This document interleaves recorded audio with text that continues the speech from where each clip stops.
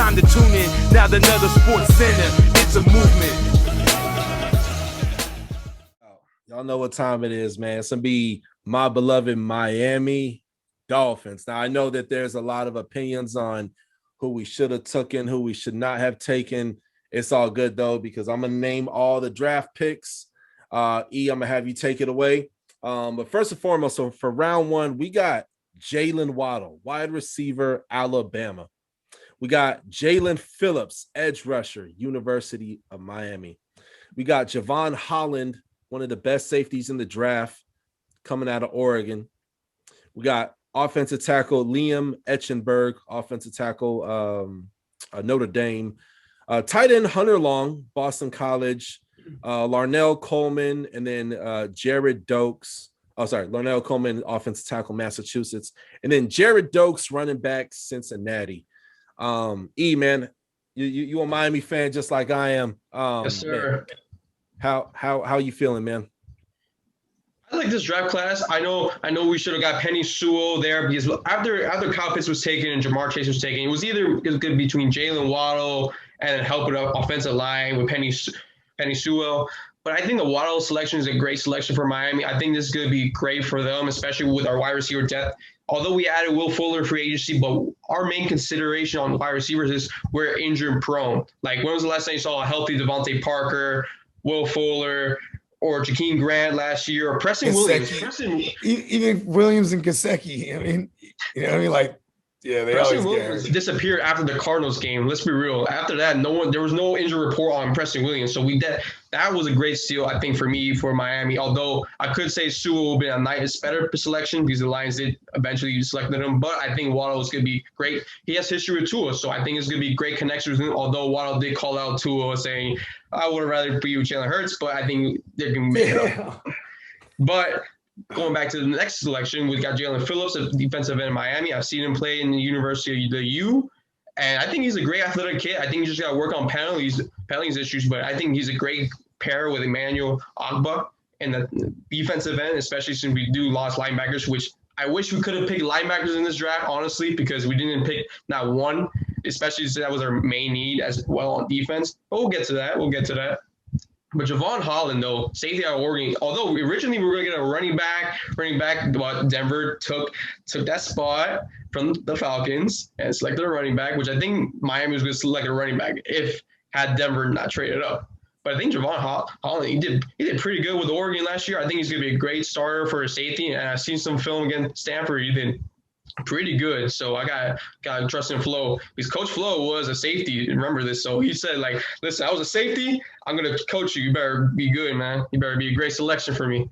And then Miami traded up in the same round to get Liam Eichenberg, outside tackle of Notre Dame. I think it's going to be good, especially with the Alabama games. It's going right back to the ties of Alabama. Roll Tide there.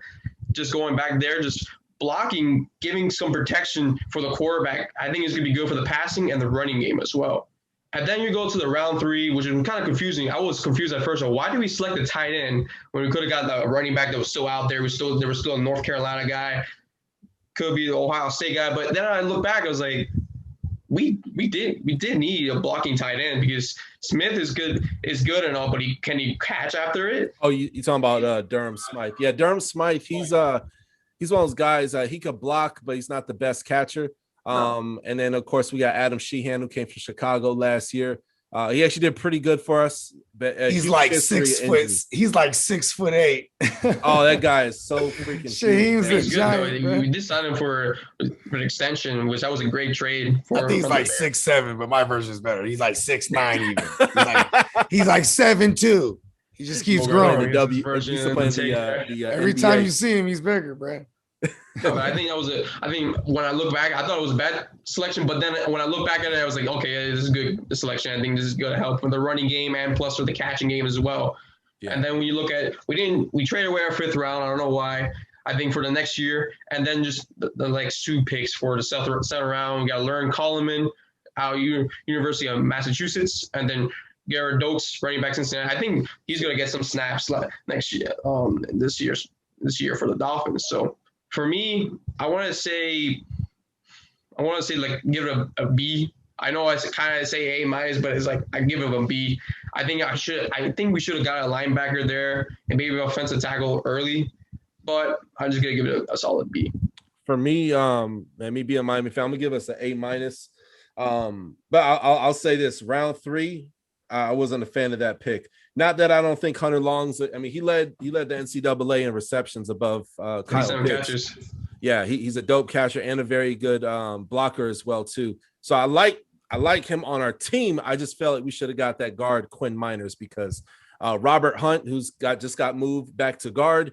He's one of those guys that he's a mauler, but I feel like Quinn Miners is still better. You want the best person blocking for Tua's development. We cannot risk Tua's development is everything. It is everything. He gets a full offseason. He's more likely going to have a preseason this year. He doesn't have to worry about his hip this year. He's not competing or, I don't know. He just kind of got thrown in the fire this year, kind of thing. So you want the best guys up there. But I like our O-line. I like the direction we're heading in. Definitely that left tackle, that we ended up taking again from Notre Dame. The guy is an absolute beast, and he gave up absolutely 0 sacks. So that's somebody who's definitely going to get to his blind side for sure. Overall, I give him an A minus. Wish we would have got Quinn Miners in the 3rd round.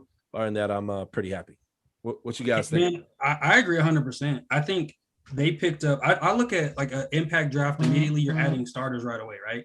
Jalen Waddle obviously is going to start. Jalen Phillips from the U. I love the U. It's my favorite college team. Dude's a dog. As long as he stays healthy, he's going to be a problem. Javon Holland is, in my opinion, he was probably the 3rd best safety in the draft, 3rd or 4th best safety. I feel like that was a coup, especially being coached by Flo. Like, that's one of my favorite coaches in the NFL. And then Liam Eckberg, like, and again, like the Hunter Long thing, I get what you're saying. There's some backs they could have took. There's Quentin Miners they could have took. I get that, but that dude is probably the most well-balanced tight end in this draft. So they've had those injuries. So adding him, I thought was a coup, especially when you got, because they want to run the ball. Absolutely, he can block, and if something happens to Gesicki, man, they had a hell of a draft. I definitely would agree with the A. I'd say A, not an A minus. I'll give him a solid A. Love it. Yeah, I'll give him an A. That's good. I like everything B Flow does, man. He came through and just started turning that thing around. You know what I mean? Yeah. So I'm glad that, because I'm not a positive guy, so I'm glad they all threw out those A's. And I like the all-round draft, but one pick. And it was so terrible.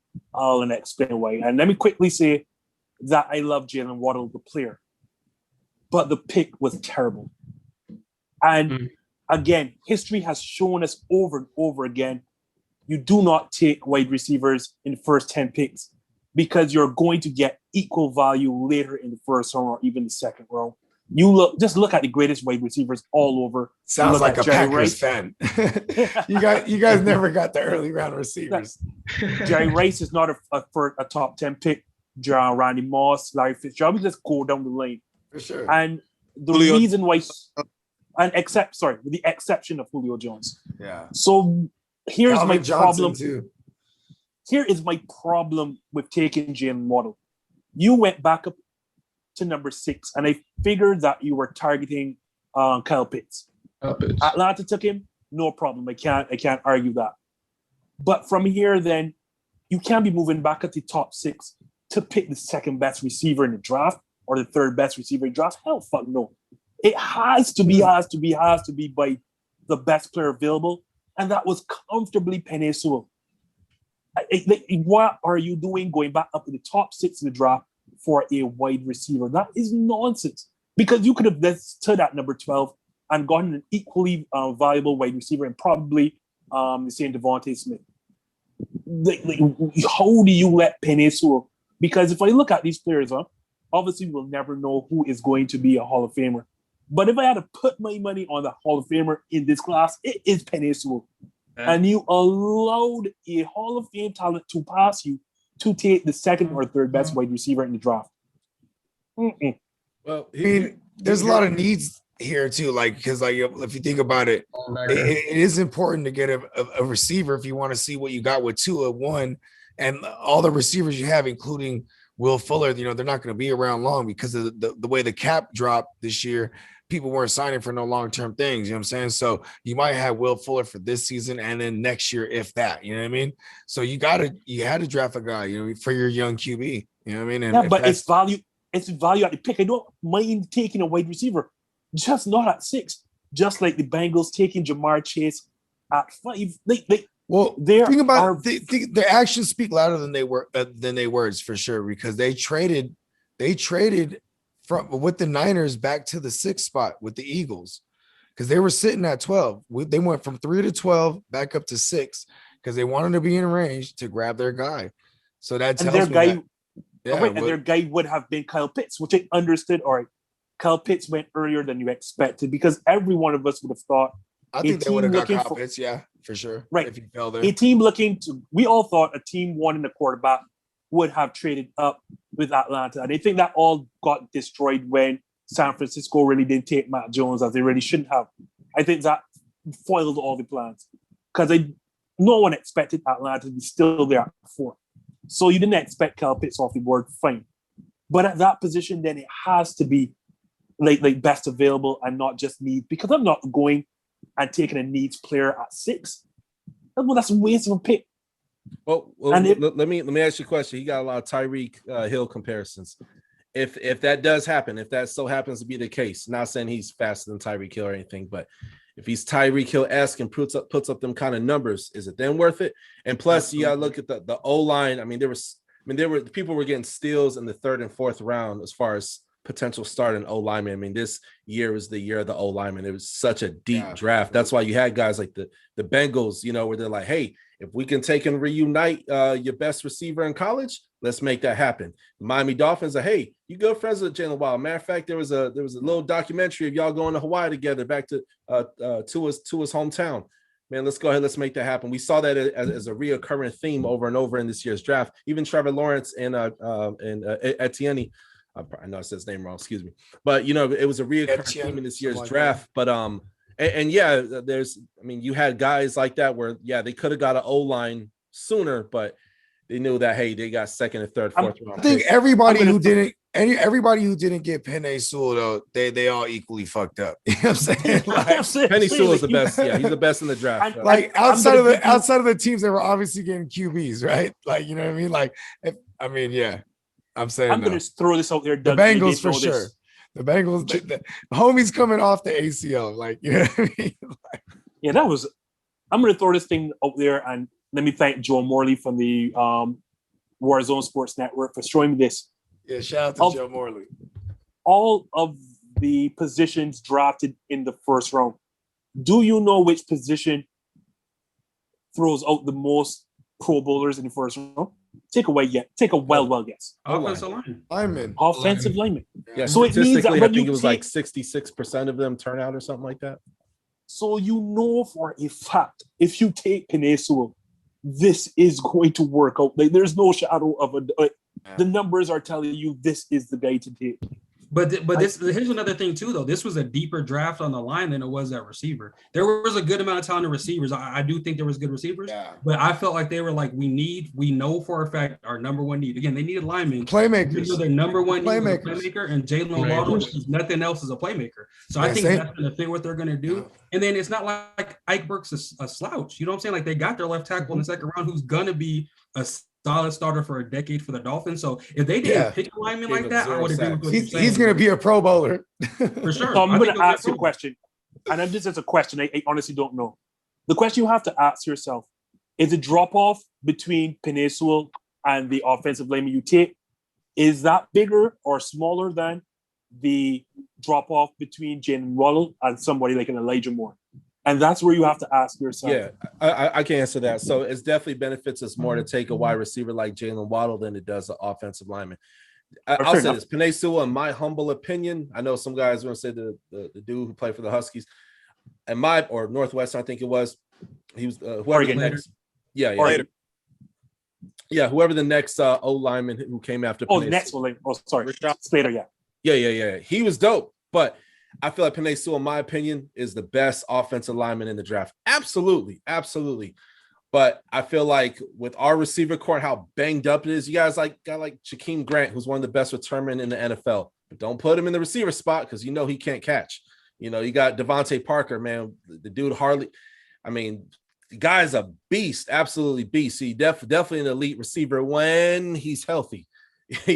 Preston Williams, oh my gosh, 2 years ago, he lit the world on fire. One of the craziest preseason games. I think he had like 2 or 3 touchdowns, went off. And the guy, he again, even flashed in a couple big games. No, he had a couple dope games. It's just he can't stay healthy. You know what I mean? It's a reoccurring theme. You need receivers in the game. And with it, again, this is a lot, like Mike said, this is a lot more deeper draft in O-linemen than it was for receivers. You know, you could get a good receiver in the second, third round, but you could possibly find a guy in the 4th round who was an O-lineman who could possibly start for you. So Doug, I'm gonna say this, like, no, I don't like you guys skipping on Penei Sewell because I think arguably he will end up being a generational talent. But I do like the move for Jalen Waddle because, like we stated, it's somebody that Tua is familiar with, he has chemistry with already. If I'm Brian Flores and I'm watching the tape on Tua last year, he struggled to throw the ball north and south. He was doing a lot of dink and dunk. And what we've already talked about is how Brian Flores wants to run the ball. When you dink and dunk, you're forcing all of your safeties in that secondary to condense and come down. You're not leaving a lot of room in the box for your running back to operate. So he needs to be able to stretch the field. So you give Tua a target that he feels comfortable going vertical down the field more than 20 yards with, so he'll actually take those shots. And they got 2 of them. You can evaluate your quarterback, and 2, you can open up that running game. Yeah, absolutely. But Fuller also has some health issues as well. Yeah, so we'll see health issues, off the field issues, all of that stuff. Well, but I'm talking about scheme wise. You're going to have scheme wise. You're going to have 2 guys that can get separation because that was absolutely the knock on Tua last year. Is that he was a little timid to throw at target guys if he didn't see that they were open. You know what I mean? Like when really he just needs to he said he needed separation like how he had at Alabama. So you know what I mean? Here they go. They actually. What do you NFL, know? Those windows is tighter. What do you know though? They got him an Alabama guy, right? I think too though. I think if Jamar Chase was there at 6, that would have been their pick. That was the best receiver by a lot in this draft.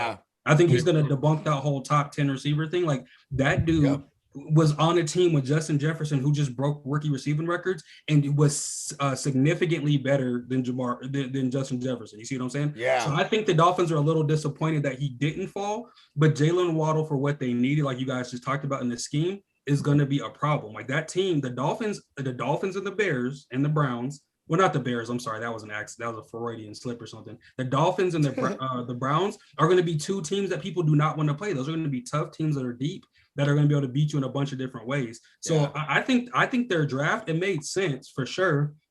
I think they had an opportunity to get Jalen Waddle and then get Rashawn Slater, and they could have. I think they should have traded up to get him. In my personal opinion, the Dolphins going to get in. Yeah, the Dolphins are going to get in, bro. They're going to win that. I think they're going to win the division.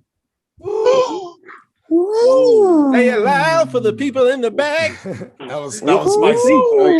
Okay. That's spicy. I like their odds. It's spicy though. Yeah, I would put money on that because that would Buffalo's in our way. That's the only thing. I'll say this. That's the only thing I say. Buffalo's in our way. Well, you know what Brian Flores did when he was with New England? They would just take Josh Allen out. They would just take him out. Did somebody kidnap Josh Allen without me knowing? Did they miss that report? Yeah. No, I just think with flow, man, like with everything, that's a well-coached team. They love each other. They fight for each other, and they're going to have a lot of chemistry. I think, and again, Buffalo, that's great, but they had one season. And again, they're good coaching and all that stuff, but I do think the Dolphins made strides in every area they were struggling in. They don't have a weakness now. So I strongly believe that Waddle was the pick at number 6 to mask the fact that Tua really isn't all that good. I simply don't. Is Ja? Someone's finally said it. It's not that hard to figure out. Like you look in the locker rooms he's played for, Jalen Waddle didn't want to play with him. He preferred Hurts. You go back to January, the report leaked that there's many, many anonymous players within the Dolphins locker room that don't think he has it. They don't think he has the it factor. They think he's nothing special, just an average quarterback at best. And I am right there with those anonymous players. Average at best. Can we hold on? Unlike those anonymous players, too much skill bag. Let's knock it off. Can we actually name you, unlike those anonymous players? Can we actually name you and say you said this? I would love that. Bring the hate. And that allegedly, that to me in this situation makes that reporting like crap. Because if you really didn't believe in them, say it with your chest. You know what I'm saying? But they're afraid to do that. And again, I think with Tua, Fitz took up a lot of air in the room because that's a veteran that's been around for a while and he's a gunslinger, stuff like that. So if you compare Tua to that, when he was a rookie, I kind of get it. But Tua has upside. Tua is going to be a top 20 quarterback when he fully develops, top 15 quarterback. And in that offense, that's all you need to be competitive. Yeah, I was gonna say he just needs to game manage. You know what I mean? Yeah. They're gonna win low scoring lose it. games. They're gonna, exactly. Don't turn the ball over. Like I will say this: They were there's definitely a reason. look Sorry, really go ahead. Sorry. No, I'm saying there were games where Tua looked good, and he was a rookie. So I mean, I'm not somebody that believes he's trash. I think that's baseless. I think he needs to work on some things, but I think with what he showed, the flashes he showed last year, he could definitely be a top quarterback.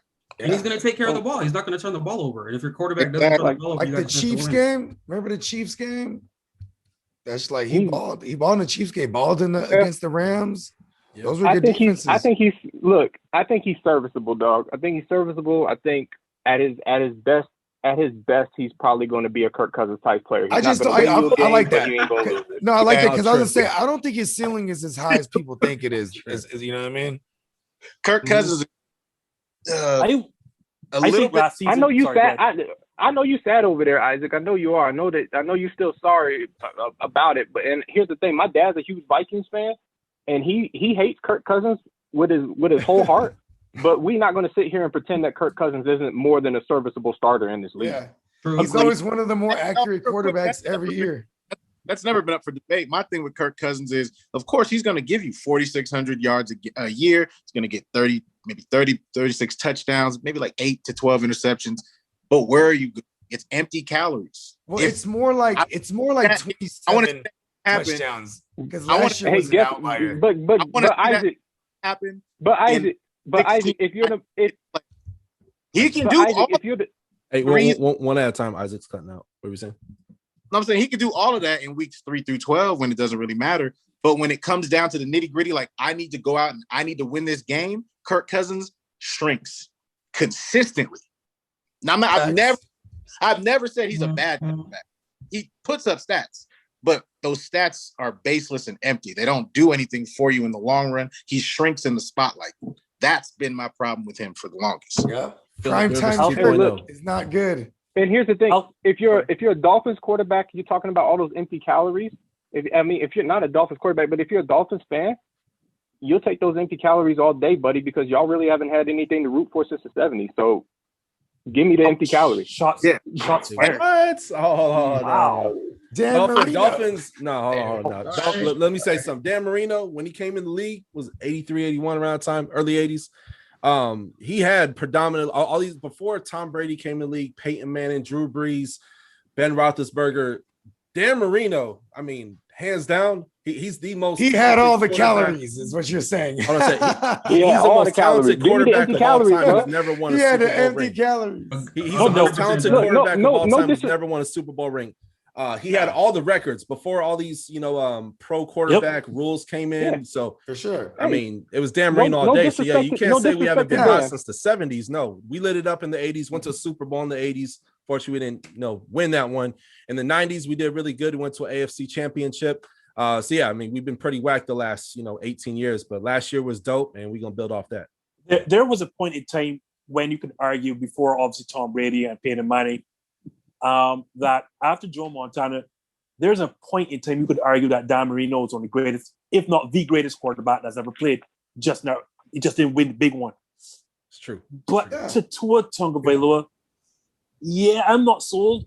And it's clear that Brian Flores is not sold either, because we saw last season, every time there were big games on the line, when it got close, he'd yank him and you're going to go with Fitzmagic. And this is a guy who is a career journeyman. And you're pulling your young who's their OC right now? Because I know you guys got a new OC. Who's the OC? We got two of them. So basically, there's gonna be a guy who's gonna be handling running plays and then passing plays and stuff like that. So we got two at the moment. Well, I don't like that.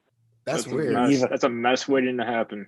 It really is. Because Tua's man, he's for a young rook and now going into a sophomore season, it's just there's no continuity as far as that aspect goes. I just hope he's a guy that will speak up, because he doesn't really strike me as a guy that'll be like, hey, you guys, this is what I want to do. You know what I mean? He just kind of. Yeah, he's definitely not No, and I'll say this. One thing I don't like is that they chose two offensive coordinators. I'm not crazy about that. I'll just say if I could say something about the Miami Dolphins, and they did say that they are going to have a clear winner by the time the season starts. But as of right now, there's two. But who are they though? I'm just because I want to know what kind of system they're going to run. Yeah, let me go ahead and pull it up here. Yeah, appreciate it. Miami Dolphins. But yeah, man. So when it comes to Tua, man, he's not a rah guy. He's not. He's one of those guys that he's real quiet. I say he's a few notches above Eli Manning. You know what I mean? But the guy he has, as far as him being outspoken. I'm not talking about talent and stuff like that. Oh, he's more talented than Eli Manning was too. Eli Manning it's true. Eli Manning was a 1-to-1 interception ratio for his whole career. He had 2 good seasons when he won a Super Bowl, and he was very average the rest of his career. Like Eli Manning was a 1-to-1. And Tua is what again? Because the second let me say this about Tua, man. Tua is going to be just fine. Look, you have to put everything into perspective. The dude balled out several times. Sometimes he sucked. I'll say it. He sucks sometimes. I was like, yeah, pull him out the game because, yeah, your development is important. We want to see what you could do. But at the same time, we're really trying to make the playoffs. And the Miami Dolphins, we're legit trying to make the playoffs. There's certain things that Ryan Fitzpatrick, he turns on Dr. Jekyll or is he going to be Mr. Hyde? There's some times that, man, he really bailed us out, like against the Raiders and stuff like that. But to answer your question, the 2 coordinators are going to be Eric Studsville and George Godsey. And Eric Studsville came from the Broncos. He not one of the best running back coaches in the NFL in his time in the league. Yeah. So like that team's going to be good. But again, they are going to go with one coordinator just right now. They just have to. And they probably have to. The Jalen Waddle pick is not going to mean anything unless you're putting the ball in Jalen Waddle's hands early to let him do something, because it is clear that he's begging for separation. This is not college anymore, Tua, and your inability to get the ball downfield will be like that is going to be continually exploited at this level. And yeah, I'm just not a fan. I think he's going to get it done, man. I don't know. I could be wrong, and I've been wrong multiple times. So I like them to get in 7 seed or better. I would put money on it. I love the defense. I'll say that. AFC East is about to go down, man. Pat's making moves, Bills making moves, and not a popular opinion, even the Jets had a decent draft. So, yeah, man, it was a very good draft. I don't know want to say decent. I had the Jets as one of the winners in this draft. Actually, yeah, they loved it.